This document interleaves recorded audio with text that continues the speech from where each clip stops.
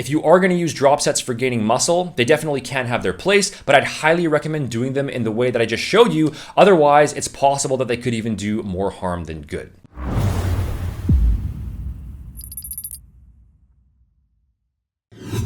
What's up guys, Sean Nalawani, RealScienceAthletics.com, and in this video today we are talking about drop sets. So what are drop sets? Are drop sets effective for building muscle, and what is the proper way to do them? And I definitely want to explain that last part because most people in the gym perform drop sets in the wrong way, or at least they do them in a way that I would say is not optimal for muscle growth. So first off, for the beginners out there, what is a drop set? Very simply, it's where after you've completed your normal set, you immediately reduce the weight and then you continue performing additional reps. And there's no exact protocol for this. You might reduce the weight once, crank out some more reps and then stop right there, or you might drop the weight multiple times. It could be anywhere from about 1 to 3 drops in weight or even more than that, depending on the situation.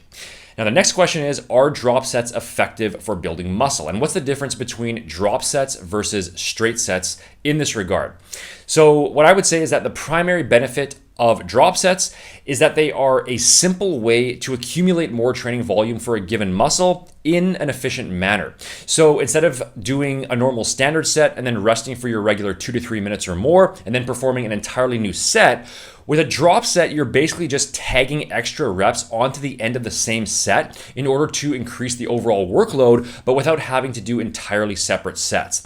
So that is the primary benefit. I don't think there's anything special about drop sets from a pure bottom line hypertrophy standpoint. I don't think that on a rep for rep basis that doing drop sets is going to give you some special increase in gains in some unique way, but it's just one potential method of many different methods that you could optionally use to get in some additional work for a given muscle. So you might use drop sets if you want it to be more time efficient in the gym, maybe on a particular day or during a given training cycle, depending on your circumstances, or if there's a certain muscle group that you want to emphasize. In that case, you could throw in a drop set or two to increase the volume for that muscle. So maybe you're doing a legs push pull split and you want to get in some extra work for your triceps on push day, but without having to significantly prolong your time in the gym and perform a bunch of extra sets. In that case, maybe on your triceps push downs, you do your 2 standard straight sets, and then on the third and last set for that exercise, you add in a drop set to boost up the overall workload for your triceps. Now, I do think that drop sets should probably be used sparingly for most people,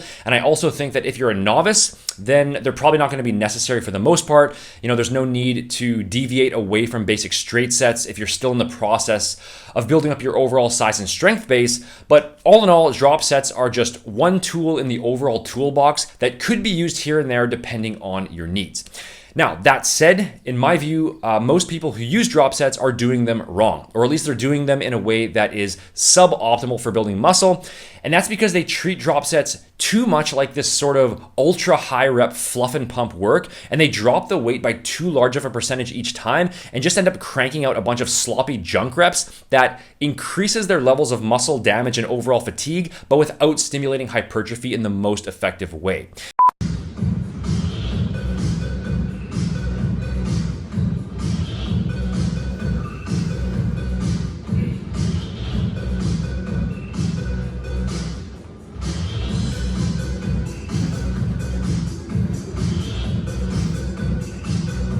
Keep in mind that muscle growth is primarily a product of performing a high enough total volume of reps up near the point of muscular failure. It's those last 1 to 3 reps of the set that really carry the real muscle building juice. And those easier reps that you're doing prior to that point, they're really basically just there to get you to the point in the set where you're exerting yourself maximally on the last few reps. That's what triggers the muscle building process because you're challenging the existing strength capacity of the muscle and you're forcing your body to adapt further. Now, we can argue about metabolic stress being a driver of hypertrophy as well. So even if you're further away from failure, but there's a significant pump and burn going on, that could have some value as well. But ultimately, reps that are within about 3 reps of failure, probably 4 at the most, and I would say ideally 2 or less, those are the reps that pack the most muscle building punch without a doubt. So based on that, In my view, an optimal drop set should be performed in a way so that when you reduce the weight, you're already within a few reps of failure. You don't want to be making these huge drops in weight to where you now have to pump out 8 or 10 or even more reps just to get back to that same failure point. And that's what a lot of people do. They start the exercise, they know in their mind that they're doing a drop set that's going to last for a longer period of time, and so they subconsciously sacrifice their effort on that first set because they're anticipating those additional drops that they're going to have to do. So that's the first mistake. They pump out maybe 8 to 12 suboptimal reps and stop further away from failure than they normally would. Then they drop the weight and now they pump out another maybe 8 to 12 reps or so, and maybe they do that multiple times. But because they're performing so many total reps and the set is being prolonged for such a long time, the quality of those reps ends up going down, and it just turns into this big sequence of lightweight muscle pump / muscle burn reps, which again could have some value, but I would say that it's not ideal because it's going to produce a lot of fatigue. Your cardiovascular system is going to be more of a factor.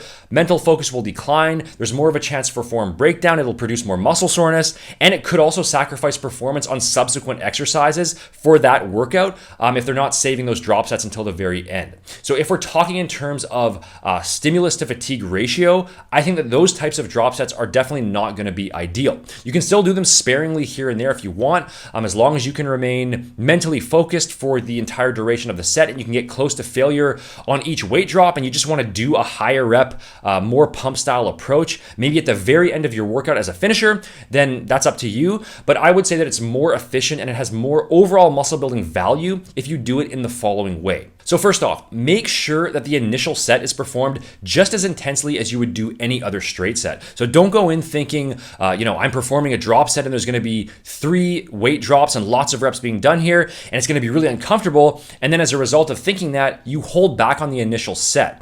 So get focused and perform that first set just like you would any other by exerting yourself fully with full effort and getting within at least a couple of reps of true muscular failure. Then when you're done that first batch of reps, reduce the weight, but only by just enough so that on the next set, you can only manage, I would say around 3 to 5 reps at whatever level of intensiveness that you're using. So keep in mind that you don't have to go to failure on drop sets. You can still do them within 1 to 2 reps of failure. That's totally fine. So do your 3 to 5 reps. And then if you're going to do another drop, again, just reduce the weight by just enough so that you're only getting another 3 to 5 reps. And then just repeat that for however many times you're doing. I would say anywhere from 1 drop in weight up to maybe 3 drops in weight. That would be appropriate in most cases. But again, there really is no exact protocol for this. So by doing it that way, by reducing the weight only just enough so that you can squeeze out another roughly 3 to 5 reps or so, the overall muscle building quality of that set is going to increase because you're keeping yourself closer to failure the whole time and you're eliminating those extra junk reps that you really didn't need to do. And so it's just more efficient in that regard. You're basically just trimming out the fat and focusing on those maximum quality reps up near muscular failure. And this way, you're also going to be preventing your cardiovascular system from becoming a limiting factor. You're maximizing mental focus because you're not needlessly dragging the exercise on for longer than you need to. You're also minimizing the chances for form breakdown, and you're also making sure that each batch of reps you're going to be stopping because you're truly close to muscular failure rather than stopping because it just burns too much. And all of those things combined, it just makes for an overall higher quality set with higher quality reps being executed. And you're also not creating more fatigue and more muscle damage and more soreness than you ultimately really need to. Again, drop sets aren't mandatory. I don't add them into people's programs by default, but they're just an optional strategy that you can use to get some extra work in for certain muscle groups here and there. But if you are going to use drop sets for gaining muscle, they definitely can have their place, but I'd highly recommend doing them in the way that I just showed you. Otherwise, it's possible that they could even do more harm than good. If you want to grab a complete step-by-step training system that you can actually apply this method to with all of my recommended workout splits, exercises, volume, and reps mapped out to help you build muscle in the most efficient way, then make sure to check out my Body Transformation Blueprint program over at quiz.seannall.com. I'll link it up here as well as down below in the description. This isn't just a fully fully structured workout program, but it also includes everything you need on the nutrition side as well, without any of the typical hype and gimmicks that you find everywhere else. When it comes to proper supplementation, you can also visit realscienceathletics.com to check out my research-backed, no BS formulas that I personally formulated to help fully streamline your fitness program and maximize your muscle building and fat burning results. And you can use coupon code YouTube15 to save 15% off your entire first order. You can follow me over on Instagram for more tips and updates. And as always, make sure to hit that like button, leave a comment, and subscribe below if you haven't already to stay up to date on future videos. Thanks for watching, guys, and I'll see you in the next one.